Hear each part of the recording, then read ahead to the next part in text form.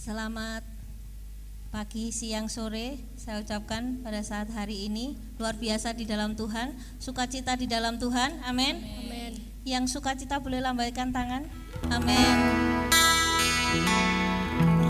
Mari setiap kita yang saat ini kita mau siap datang di dalam Tuhan, kita mau datang dulu mengucap syukur. Mari kita bersama-sama berdoa.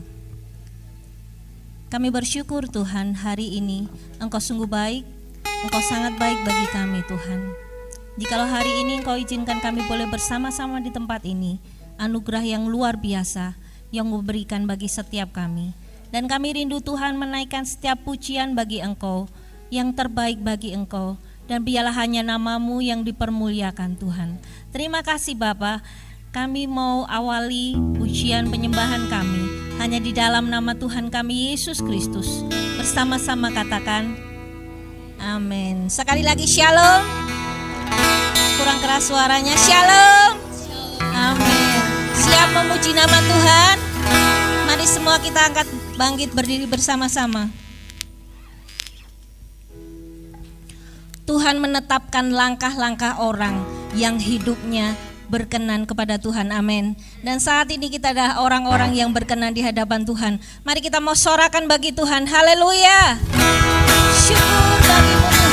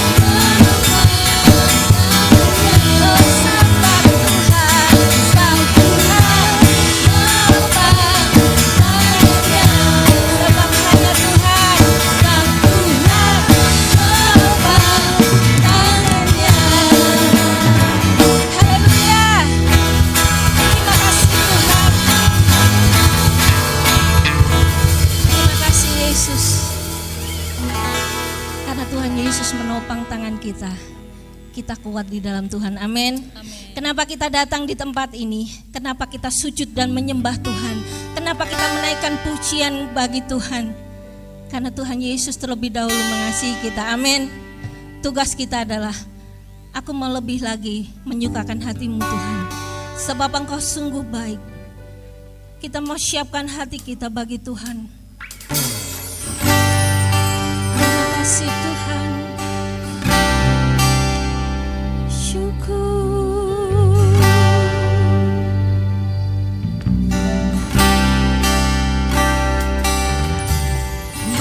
Yesus, Kau sungguh baik. Yesus, namamu indah. Yesus, ku cinta Kau selalu. Ku tinggikan, ku agungkan namanya. Yesus, Kau sungguh baik. Yesus, namamu indah. Yesus, ku cinta Kau selalu. Ku tinggikan, ku agungkan namanya. Mau memuji-Mu, ku selalu puji-Mu. Ku mau menyembah-Mu, ku selalu sambut.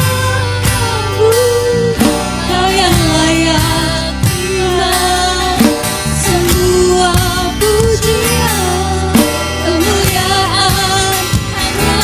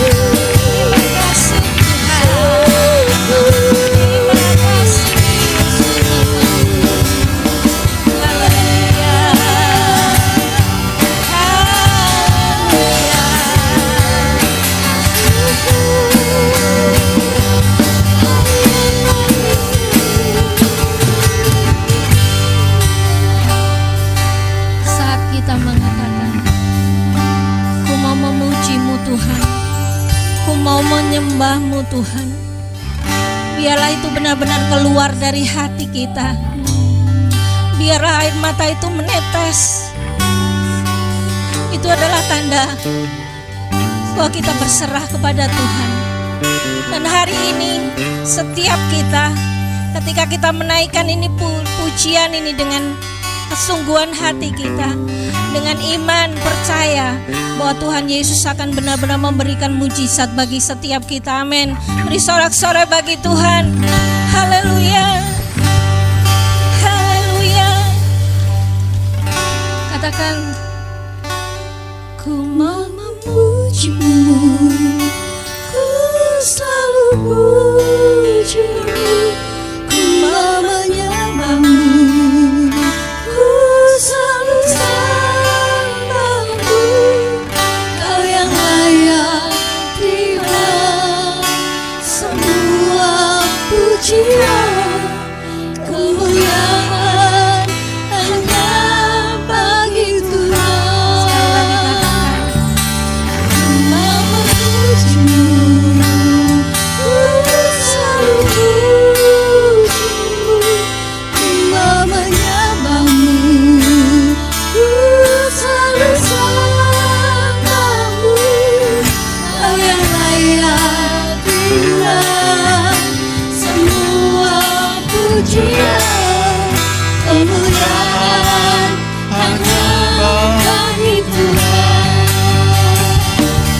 Ku mau memuji-Mu, Ku selalu puji-Mu, ku mau menyembah-Mu, ku selalu sembah-Mu.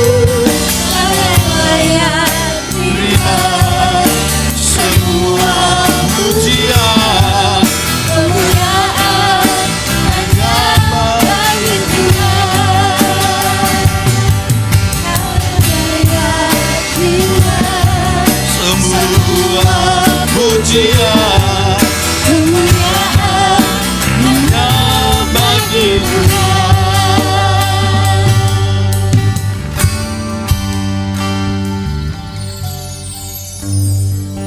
Bapakku, kami sungguh tahu dan kami merasakan tatkala kami benar-benar menanggapi undangan-Mu, sebab ibadah adalah undangan surgawi.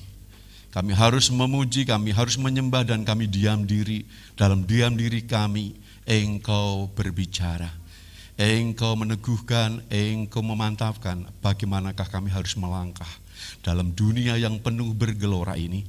Tetapi di dalam Engkau ada jalan keluar, ada pertolongan, ada pemulihan, ada pembebasan, ada kesembuhan. Dan itu Tuhan yang kami mau mengiring Engkau.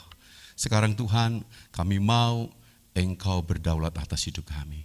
Terpujilah nama-Mu Bapa. Dalam nama Tuhan Yesus Kristus, haleluya. Amin. Silakan duduk Bapak Ibu. Salam. Haleluya. Nah, minggu terakhir ini saya akan tutup bicara tentang ibadah adalah seperti apakah ibadah yang sejati itu. Nah, Bapak Ibu dan Saudara yang kekasih dalam nama Tuhan Yesus Kristus, beberapa minggu yang kemarin kita mulai dari the power of kumpul-kumpul, ada manfaat, dan kita tahu itu adalah perintah Tuhan, dan di dalam kumpul itu kita saling hidup, dan bahkan sukacita yang daripada Allah itu mengalir, dan banyak hal. Dan hari ini kita mau bicara ibadah yang sejati yang berkenan di hadapan Allah. Nah, Bapak Ibu dan Saudaraku, suatu ketika ada satu keluarga yang beribadah. Dalam ibadah itu mereka satu keluarga menikmati, mendengar, dan merasakan. Tapi sayangnya pada waktu pulang, bapak yang mengalami peribadatan itu mulai ngomel dengan apa yang dia rasakan. Mulai pulang daripada pintu gereja, wajahnya sudah jekutrut, ya, mulutnya sudah mencucu kayak bakpao gitu kan, dan mulailah karena pelentas jebol. Mulai dia ngomong dalam satu kendaraan keluarga itu, ibadah nganyelke, musiknya ora kompak, puji-pujiane kuno, ting gedombrang, ora enak dirungokke. Musiknya dikritik. Lalu yang berikutnya, khotbahnya panjang, gak ora genah. Anyel aku. Khotbahnya dikritik. Lalu yang berikutnya juga, korsine atos. Mingsat-mingsat ya padha wae itu kan. Apa yang terjadi saudara? Keluh kesah, bersungut-sungut muncul dalam diri bapak ini. Lalu ternyata di dalam sungut-sungut itu anaknya memperhatikan bapaknya. Ya, lalu setelah bapaknya sudah ngomong dengan sungut-sungutnya dan klimaknya, wegah aku ibadah meneh. Sedang sekasih anaknya lalu begini, bapak ki lho, ya, tadi neng gereja tak amati, wis wajahnya Eli, ya, kayak kadang-kadang aku isin, ya, mulai ngedumel, nganti tekan ngomah ngedumel. Pak, yen tak rasake lho ya, dia bilang, ya, untung-untung kita itu lihat konser, ya, 2 jam, gorong ewu. Apa yang terjadi saudara dari cerita ini? Bapaknya mingkem klep, meneng.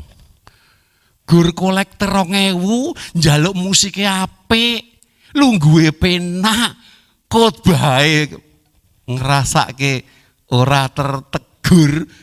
Saudara kekasih dalam nama Tuhan Yesus, cerita ini sebetulnya mengungkapkan diri kita masing-masing setiap anak Tuhan yang beribadah, saudara. Loh, apakah ibadah kita nggak boleh menikmati? Apakah di dalam ibadah itu kita tidak bisa dipuaskan? Oh, boleh dan harus, saudara. Tetapi saudara kekasih di dalam nama Tuhan Yesus Kristus, ibadah dan penyembahan hari Minggu sesungguhnya bukan sebuah pertunjukan untuk memberikan rasa puas dalam diri kita masing-masing. Ibadah Minggu itu adalah kita hadir di dalam penyembahan kita. Oleh sebab itu ibadah itu kita disebut si penyembah. Artinya saudara, si penyembah itu tidak menerima pujian, tidak menerima sembahan, tidak menerima sesuatu, tetapi kita harusnya yang memberi. Sedang kekasih dalam nama Tuhan Kristus, harusnya di dalam peribadatan kita yang harus memberi segala sesuatu kepada Tuhan. Di dalam peribadatan harusnya memang kita merasakan kepuasan tatkala kita itu memberi segala sesuatu kehidupan kemuliaan Tuhan itu dengan hati yang tulus, dan itulah puasnya Tuhan.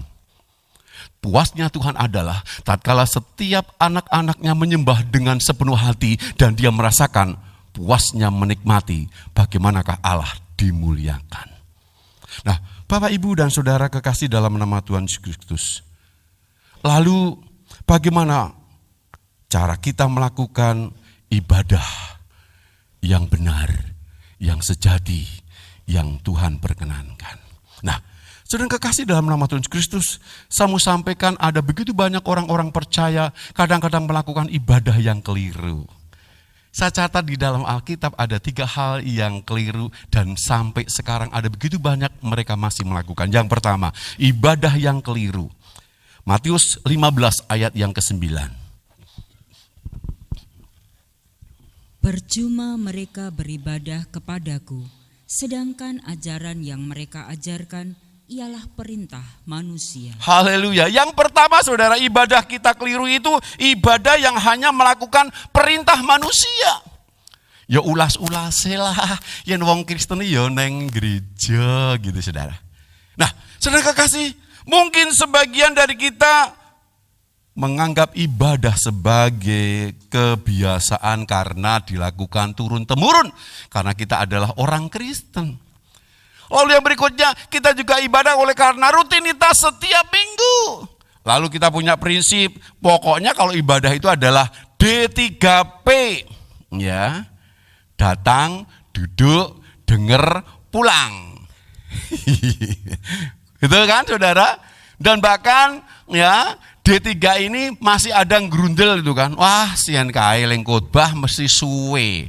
Ora mule-mule gitu kan saudara. Nah, saudara kekasih di dalam nama Tuhan Kristus. Akibatnya saudara, orang-orang yang sedemikian itu karena rutinitas kebiasaan, selesai ibadah, usai ibadah, mereka kembali lagi kepada tabiat yang lama. Enggak dapat apa-apa. Karena mereka hanya melakukan apa yang menjadi perintah manusia. Itulah ibadah yang keliru. Ibadah keliru yang kedua, saudara. Di dalam 1 Samuel 12 ayat 20. Dan berkatalah Samuel kepada bangsa itu, "Jangan takut, memang kamu telah melakukan segala kejahatan ini. Tetapi janganlah berhenti mengikuti Tuhan, melainkan beribadahlah kepada Tuhan dengan segenap hati." Haleluya. Yang kedua saudara, ibadah yang keliru adalah ibadah yang tidak dengan segenap hati. Nah, kalau saya tanya dari sekian banyak panjenengan dan saya, hati siapakah yang bisa dilihat? Hanya Tuhan, bukan? Nah, tetapi saudara, tatkala kita ibadah dengan tidak segenap hati, itu adalah ibadah yang salah. Beberapa tahun yang lalu, saya penuh dengan jadwal pelayanan di luar kota dan bahkan di luar pulau. Apa yang terjadi saudara? Karena menyita hari Minggu, maka suatu ketika saya ibadah Minggu terlambat. Saya terlambat bukan karena saya bangun siang atau saya malas untuk bangun tidur. Tetapi saya lakukan itu. Boro-boro terlambat rapopo daripada ora mangkat, ya kan? Saudara biasanya begitu kan? Ya lumayanlah terlambat daripada tidak datang. Tetapi saudara kekasih dalam nama Tuhan Kristus, tahukah saudara bahwa ketika saya datang terlambat di dalam ibadah, sebenarnya saya sudah membuat Tuhan tidak lagi berharga dan penting dalam hidup saya. Saya ulangi. Ketika saya datang ibadah terlambat itu berarti Tuhan sudah tidak penting dalam hidup saya dan tidak berarti. Oleh sebab itu sedang kekasih dalam nama Tuhan Kristus, camkan ini baik-baik. Karena apa saudara? Saya menomorsatukan pekerjaan apa yang saya lakukan sementara saya tidak memprioritaskan Tuhan. Oleh sebab itu kalau Bapak, Ibu, dan Saudara datang terlambat karena alasan apapun juga berarti Tuhan tidak prioritas dalam panjenengan. Saya percaya panjenengan tidak memberikan dengan sepenuh hati. Kalau sepenuh hati, saudara tidak akan pernah terlambat. Kalau sepenuh hati, saudara tidak akan pernah mengecewakan Tuhan. Kalau sepenuh hati, maka itu Tuhan yang diutamakan. Yang ketiga, ibadah yang keliru di dalam 1 Timotius pasal 6 ayat 5. Percecokan antara orang-orang yang tidak lagi berpikiran sehat dan yang kehilangan kebenaran, yang mengira ibadah itu adalah suatu sumber keuntungan. Mengira ibadah itu adalah suatu sumber keuntungan. Bapak Ibu yang kekasih, tanpa sadar ketika kita datang kepada Tuhan dalam peribadatan, kita ingin diberkati. Ya, betul, ingin diberkati. Yang sakit biar disembuhkan, dagangannya biar dinaikkan, keluarganya biar dipulihkan, betul? Apakah ini pengharapan-pengharapan yang salah? Enggak salah. Tetapi saudara, kalau saudara datang beribadah, motivasinya adalah untuk itu. Itulah yang dikatakan dengan ibadah oleh karena keuntungan. Lebih ekstrim lagi saudara, tatkala ibadah itu kita terjadi transaksi. Seminggu ya, mangkat jam kedua wae, tak gawake ya pesenanmu.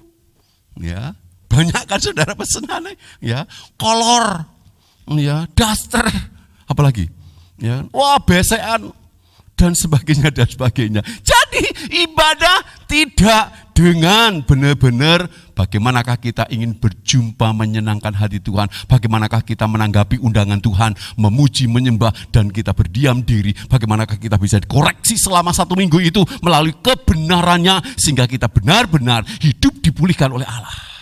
Karena ada motivasi-motivasi mencari keuntungan. Saudara juga, ya, aku yang jam pertama. Kenapa? Lah DE itu loh, ya, DE itu datang jam pertama, gitu kan. Terus dia datang yang kedua, datang yang ketiga. Itu cari keuntungan. Jadi Bapak, Ibu, dan Saudara yang kekasih, kalau begitu, seperti apakah ibadah yang Tuhan kendaki? Ibadah yang sejati itu, saudara. Saudara, saya mau sampaikan ada 2 hal dengan berkaitan dengan ibadah yang sejati. Ibadah yang sejati, yang berkenan di hadapan Allah, yang Tuhan inginkan dari kita adalah hidup kudus. Roma 12 ayat 1, 1 Tesalonika pasal 4 ayat 7. Karena itu saudara-saudara, demi kemurahan Allah aku menasihatkan kamu, supaya kamu mempersembahkan tubuhmu sebagai persembahan yang hidup, yang kudus, dan yang berkenan kepada Allah. Itu adalah ibadahmu yang sejati. Allah memanggil kita bukan untuk melakukan apa yang cemar, melainkan apa yang Haleluya, apa yang kudus itu kan. Allah memanggil kita bukan untuk melakukan kecemaran. Kudus artinya diasingkan, dikhususkan. Saudara dan saya dikhususkan oleh Allah, ada satu rencana Allah, ada satu maksud Allah, ada desain Allah untuk setiap rancangan dan kehendaknya, saudara.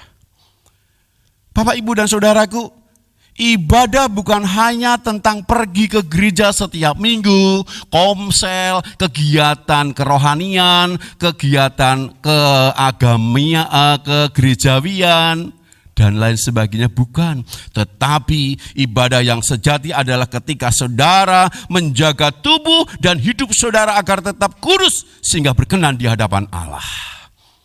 Tubuh dan hidup yang kudus berarti saudara tidak mencemari dari setiap dosa yang terjadi. Itulah yang dimaksudkan oleh Allah. Jadi saudara, kita tidak boleh merusak bait Allah di dalam tubuh kita ini dengan segala macam makanan yang tidak membuat tubuh kita sehat. Sesuatu yang kita konsumsi yang merusak bait Allah ini. Tanpa ada suatu istirahat, bagaimanakah kita itu osdower melakukan segala aktivitas. Sakit tidak mau diobati, itu adalah merusak tubuh Allah, bait Allah. Jadi Bapak, Ibu, dan Saudara kekasih dalam nama Tuhan Kristus, kehidupan kita tidak hanya jadwal dalam setiap apa yang dikatakan dengan persekutuan atau ibadah, tapi hidup kita yang setiap saat harus kita jaga untuk tidak cemar dengan dosa. Itulah yang Tuhan mau, yang itu disebut ibadah yang sejati. Matius 5 ayat 16 itu mengatakan, demikianlah hendaknya terangmu bercahaya di depan orang banyak, supaya mereka melihat perbuatanmu yang baik dan memuliakan Bapamu yang di sorga. Jadi kehidupan kita ini mulai daripada ujung rambut sampai ujung kaki, baik perkataan, pikiran, perbuatan, motivasi, rasan-rasan kita, itu harus memuliakan Tuhan. Jadi saudara, inti daripada kehidupan kita kudus itu adalah tatkala hidup kita ini sudah menjadi batu sandungan kepada orang lain, itu bukan kudus lagi. Sebab Allah kendaki seluruh kehidupan kita harus memuliakan Dia.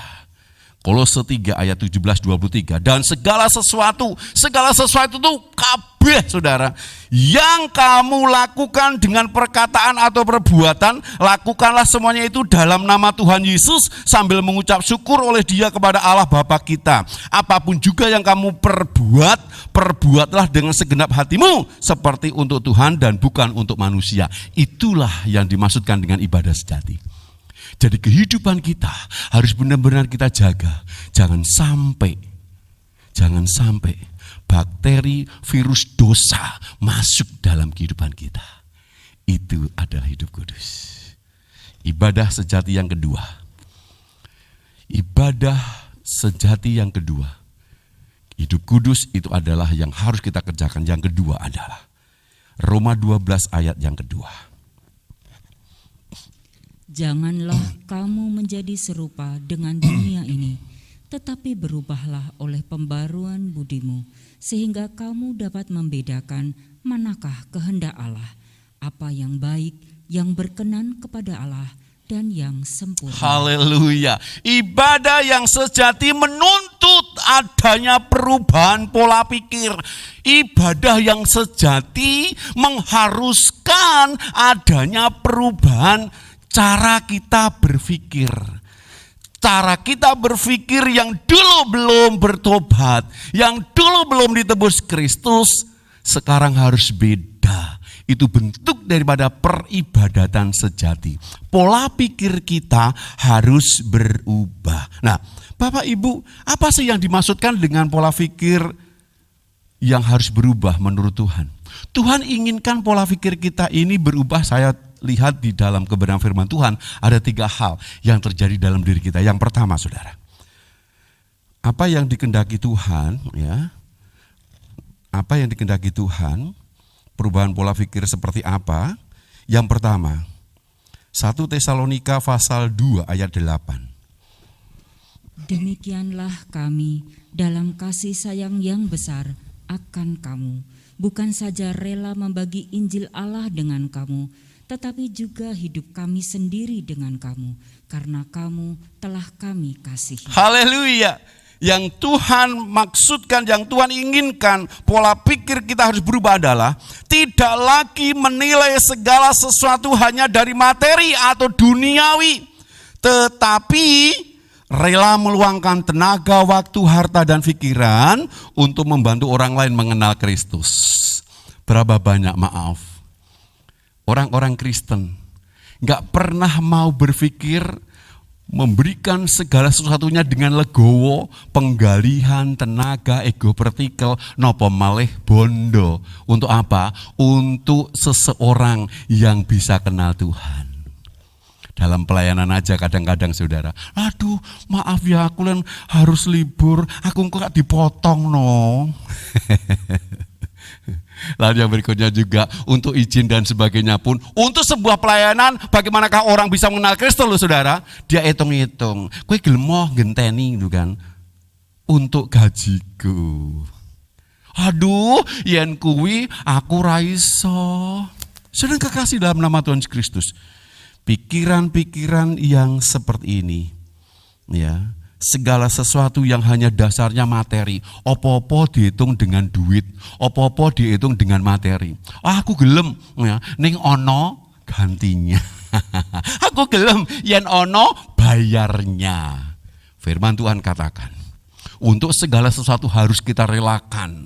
Dengan cuma-cuma, pikiran kita, tenaga kita, waktu kita, harta kita, seluruh kehidupan kita, untuk seseorang mengenal Kristus. Itu yang berubah.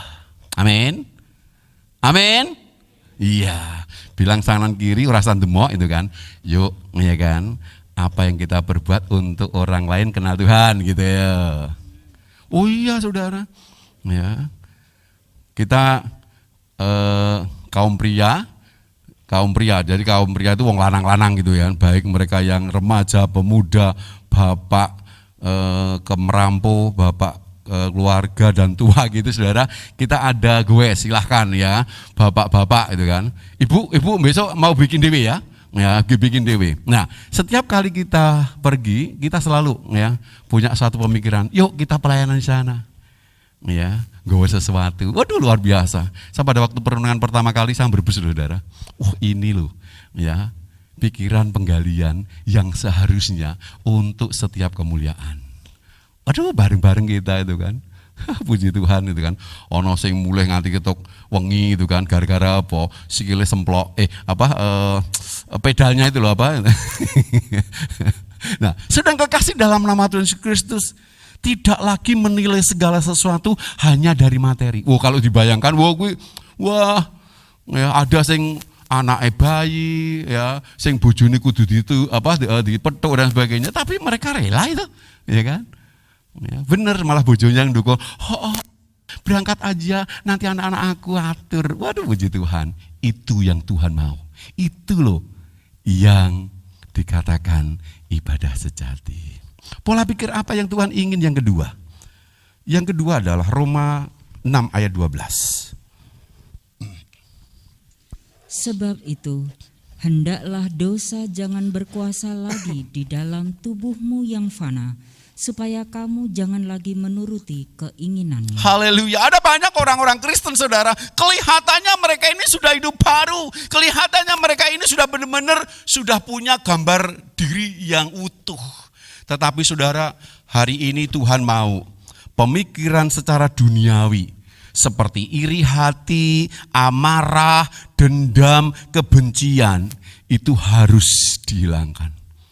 Sidik-sidik nesu, sidik-sidik tersinggung, sidik-sidik anu gitu kan. Ini adalah pemikiran duniawi. Itu harus diganti dengan pemikiran rohani, yaitu apa? Selalu bersyukur, sabar, taat, mengampuni dan mengasihi. Angel loh, Pak. Lah yes. Ya. Itu yang dimaksud dengan ibadah sejati itu kayak gitu. Orang guru neng gereja kepok-kepok gitu kan, neng dongkol hatinya. Enggak, ibadah sejati itu adalah pemikiran duniawi yang seperti itu harus dirubah. Yang itu Tuhan mau. Amin. Aku ngerti loh kalau mencep ya kan, walaupun ketutupan masker gitu kan. Tapi ini Tuhan yang mau. Kalau kita mau, pada waktu kita diundang Tuhan, kita memuji dan menyembah, saatnya panjenengan diam diri, Tuhan berbicara saudara. Untuk apa? Untuk sebuah kebaikan, untuk kehidupan kita, bagaimanakah Allah step by stepnya memberkati yang sesuai dengan janjinya. Yang ketiga, apa yang Tuhan mau berkaitan dengan pola pikir kita yang harus berubah. Efesus 4 ayat 17. Sebab itu, kukatakan dan kutegaskan ini kepadamu di dalam Tuhan. Jangan hidup lagi sama seperti orang-orang yang tidak mengenal Allah dengan pikirannya yang sia-sia. Haleluya. Saudara, berapa banyak orang-orang Kristen itu orang bedani dengan orang yang belum mengenal Tuhan, ya kan? Satu contoh saudara, saya itu punya saudara ya di daerah Solo ini, nggak perlu saya sebutkan gitu kan. Nah, saudara dia ini pelayanan, saudara ini aktif ke gereja ya, tapi bukan gereja kita. Tapi apa terjadi saudara?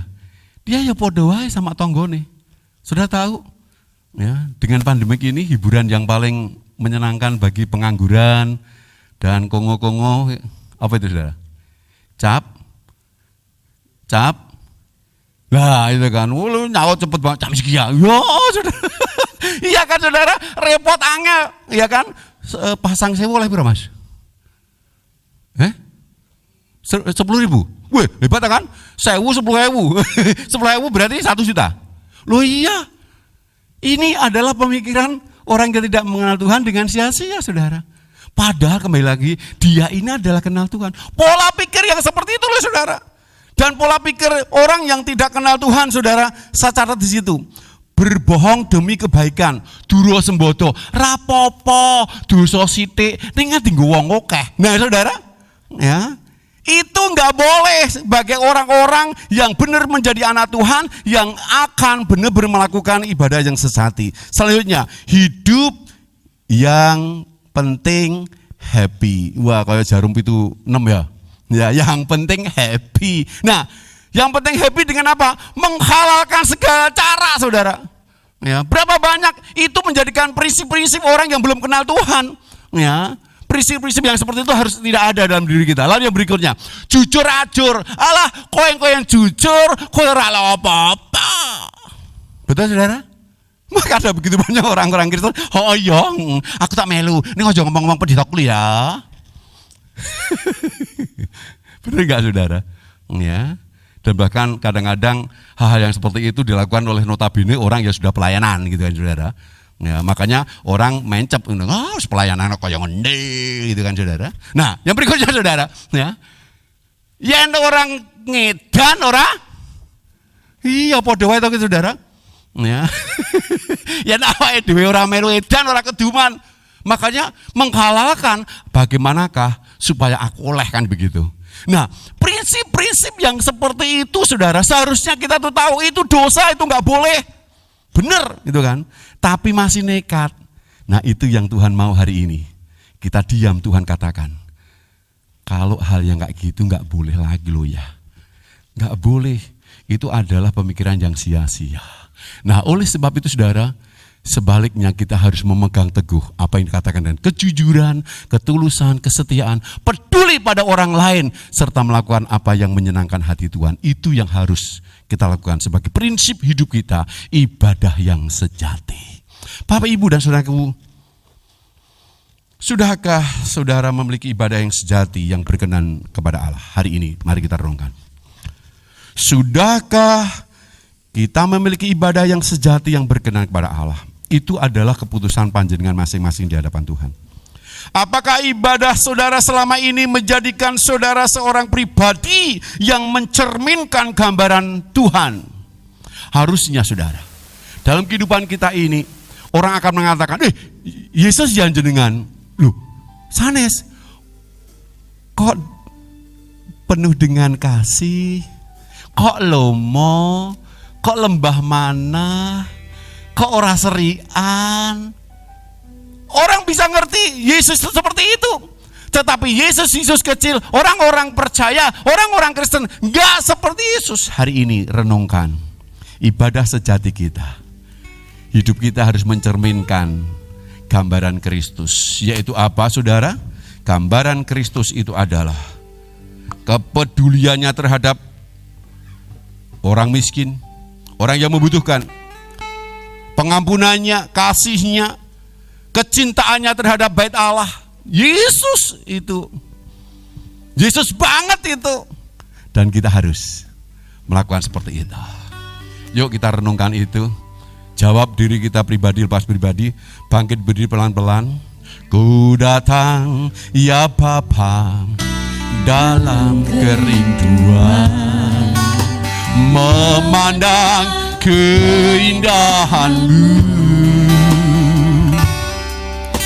Ku berikan segalanya, semuanya yang ada.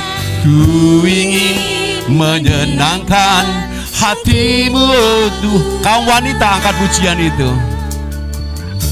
Ku datang, kaum pria, selidiki kita masing-masing. Sudahkah kita melakukan ibadah yang sejati dengan hidup kudus dan pola pikir yang benar di hadapan Allah?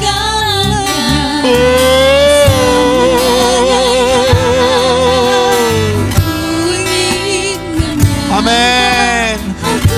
Kaum pria, angkat pujian, ku datang. Kaum wanita, renungkan. Ya Bapa, dalam kerinduan, memandang keindahan-Mu. Ku berikan segalanya.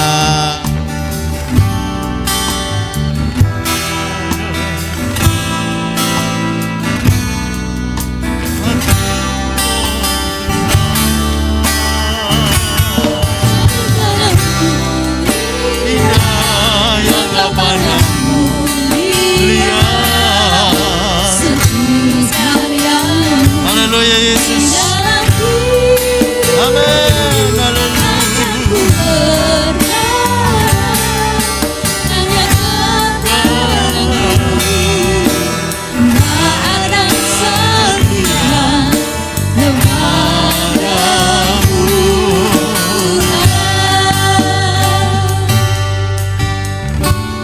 Bapak Ibu Saudara yang saya kasih di dalam nama Tuhan Yesus, firman Tuhan telah tegaskan pagi hari ini,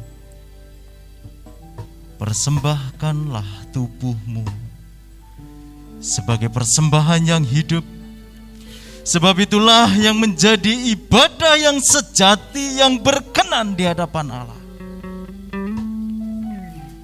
Menilik kehidupan bangsa Israel pada waktu itu, Segala sesuatu yang dipersembahkan kepada Tuhan itu harus dimatikan terlebih dahulu.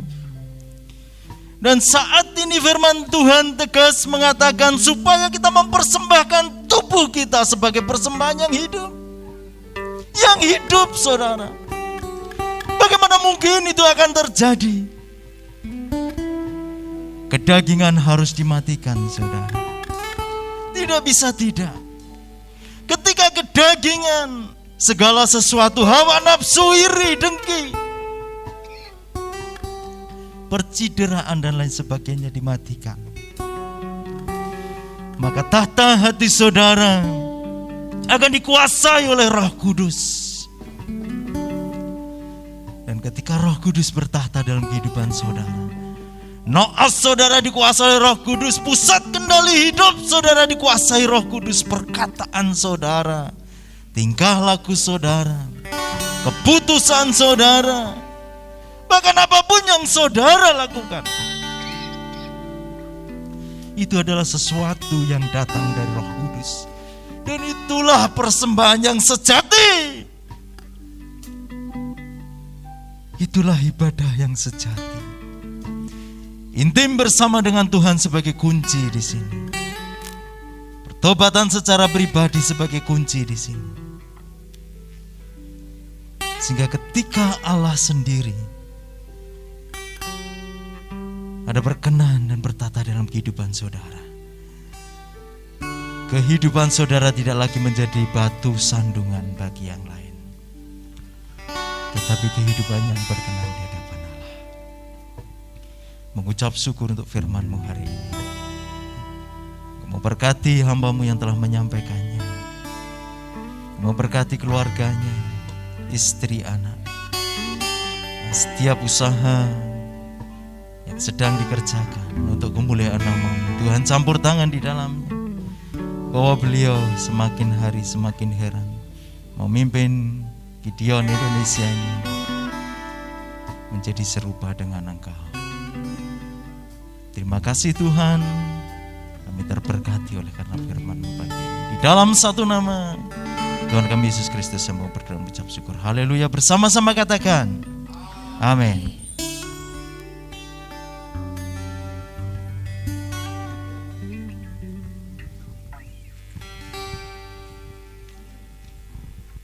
Shalom Bapak Ibu dan Saudara yang terkasih dalam Tuhan Yesus. Diberkati firman Tuhan pada siang hari ini. Ya, dan marilah kita menggunakan setiap langkah usaha ataupun pekerjaan kita sebagai ibadah yang sejati di hadapan Tuhan. Dan marilah kita pergunakan seluruh hidup kita sebagai persembahan yang kudus dan berkenan di hadapan Tuhan.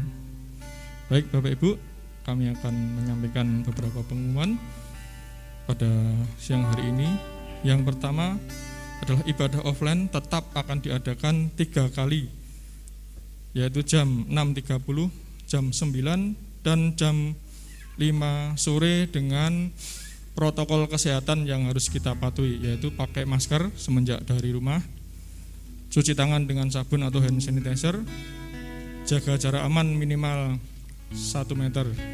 Dan satu lagi ya, karena ini corona kembali beraksi ya,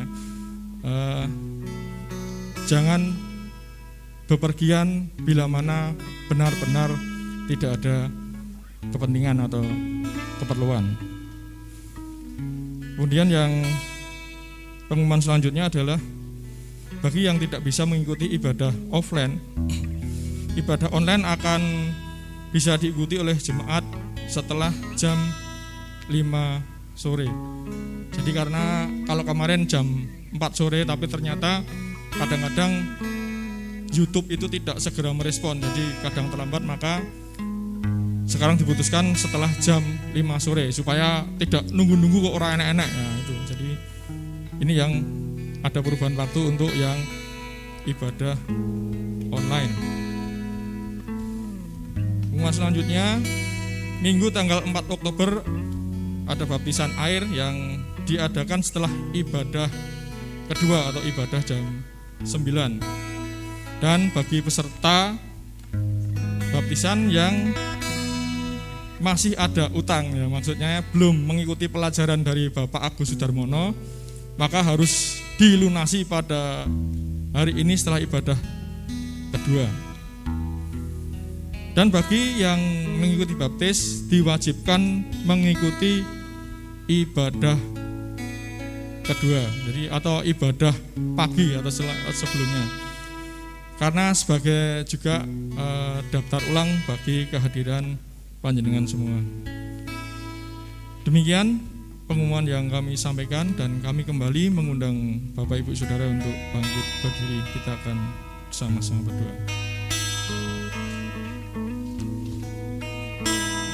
Mengucap syukur Bapa, karena pada pagi hari ini kasih-Mu masih bersama kami dengan firman-Mu yang mengingatkan kami betapa pentingnya penyembahan kami terhadap Engkau, bukan untuk Engkau namun untuk kelangsungan kehidupan kami, baik di bumi ini ataupun di surga nanti. Dan saat ini Bapa, kami menyerahkan persembahan yang telah kami berikan pada hari ini. Dan biarlah melalui persembahan ini Tuhan, kami belajar memberi yang terbaik kepada Engkau melalui sebagian harta benda kami. Dan biarlah Engkau sendiri yang akan mengkuduskan dan mencucikan persembahan yang telah kami berikan, sehingga layak untuk melakukan pekerjaan-Mu dan menjadi berkat di tempat ini. Dan juga pada pagi hari ini Tuhan, kami berdoa untuk bangsa dan negara kami. Biarlah Engkau akan selalu menaungi dan melindungi bangsa kami. Engkau akan senantiasa bebaskan dari setiap rintangan, dari setiap ancaman yang mengancam kedaulatan bangsa kami. Dan juga Tuhan, perlindungan dari wabah COVID yang kembali aktif di Indonesia ini. Kami yakin percaya bahwa kasih-Mu Tuhan akan memberikan yang terbaik bagi bangsa ini. Berkati para pemimpin kami, mulai Bapak Presiden, para menteri, anggota DPR, MPR, gubernur, bupati sampai wali kota dan RT sekalipun Tuhan, Engkau akan berkati, berikan hikmat sehingga dapat bersatu hati, sehingga bangsa ini akan dapat keluar dari masa krisis pada saat hari ini. Dan Engkau juga akan memberkati jemaat-jemaat-Mu di Gereja Gideoniayu berserta cabang Tuhan. Mari Bapa, Engkau akan melindungi kami, memberkati kami, sehingga kami akan terbebas dari segala macam sakit penyakit, utamanya adalah COVID. Sehingga Tuhan, kami benar-benar dapat merasakan kehadiran-Mu dan dapat memuji muliakan nama-Mu dengan kondisi yang baik dan sehat. Juga kami juga berdoa Engkau akan memberkati keberadaan keluarga kami, keberadaan ekonomi kami serahkan kepada Engkau. Sehingga di masa krisis ini Tuhan, kami tidak mengalami kekurangan, bahkan akan mengalami kelimpahan melalui terobosan-terobosan yang telah Engkau tunjukkan bagi kami untuk kami dapat melalui masa krisis ini. Dan Engkau juga akan memberkati para pemimpin kami. Engkau akan memberkati Bapak Teddy, memberkati Bapak Hari, Ibu Eli, Bapak Agus Sudarmono, Bapak Yohanes Tanggang. Biarlah Engkau sendiri mengikat dengan kasih-Mu, memberikan perlindungan, berikan kekuatan, berikan hikmat-Mu, sehingga para pemimpin kami ini Tuhan benar-benar dapat melaksanakan tugas untuk mengajar kami, untuk membawa kami lebih mengenal Engkau. Dan biarlah Engkau juga akan berkati setiap anggota keluarganya Tuhan. Engkau juga akan berikan kesehatan, Engkau berikan kecukupan, sehingga Tuhan, para pemimpin kami ini Tuhan akan dapat fokus benar-benar untuk melayani Engkau. Dan biarlah Tuhan, Engkau juga memberkati para pelayan-pelayan-Mu yang melayani di gereja ini. Biarlah Engkau senantiasa memberikan kami hati hamba, berikan kami taat dan setia, dan memberikan pola pikir yang baru bahwa melayani Engkau adalah suatu kehormatan, bukan beban bagi kami.